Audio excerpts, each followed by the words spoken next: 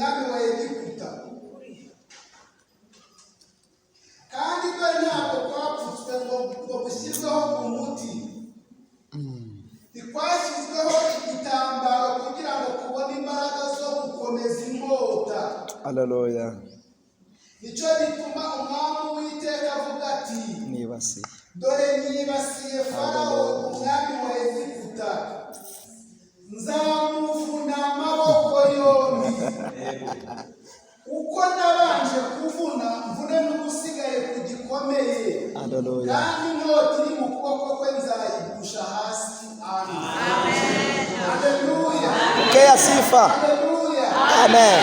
Iri jambo ni ubuhanuzi bwawe, wowe muntu wicaye aha ngaha, wowe uryumvise mu matwi yawe, menya ngo hari icyo Imana ishatse kubwira. Yesu nashimwe. Bibiliya itugaragariza neza ko n'abaririmbyi ko baririmba ujya kuvuga ngo Mwegiputa sinzasubirayo, ngo n'abariyo manugire gute Ubaza. bakure wataba. Mwegiputa sinzasubirayo, Mwegiputa sinzasubirayo. Iri jambo Farawo agereranywa n'umwanzi Satani cyangwa se n'umwanzi uguhiga, ariko ijambo ry'Imana rimanutse mu buhanuzi ravuze ngo igihe kimwe, haleluya, navunnye ukuboko kwa Farawo wakurwanya, ngo akaboko ke navunnye ntiyabona imiti yo kukavura, ngo ntiyabona na bande n'igitambaro cyo guhambiraho ngo kongere kisubiranye, ariko yakomeje kurwanya ubwoko bw'Imana, yakomeje kukurwanya, ariko uko kurwanya ukarwanya mu ijuru birababaje cyane. Imana yongeye gutangaza ikindi kintu ariko kivuze kubikora. Haleluya. Yongeye kuvuga ngo igihe kimwe yigeze kuvuna Farawo kurwanya, yigeze kumukomera ukuboko. Ni ugukonyora. Ntabwo ari ukuvuna gusa, ari ugukonyora.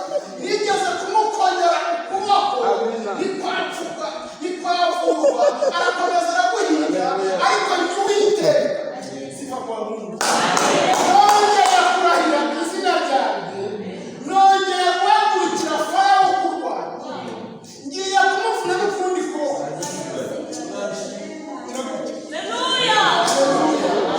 Ngiye kumuvuna n'ukundi kuboko, ngo kandi ntabwo azabasha kongera gufata inkota.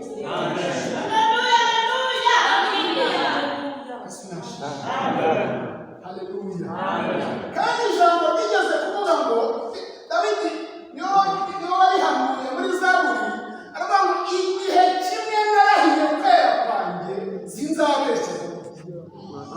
Ntabwo Imana izakubeshya. Haleluya. Ntabwo Imana izakubeshya.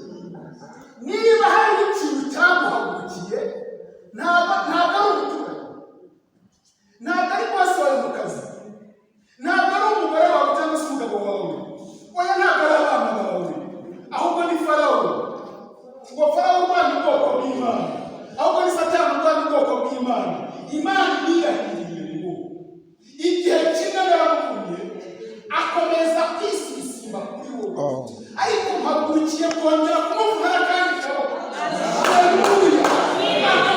Imana iyo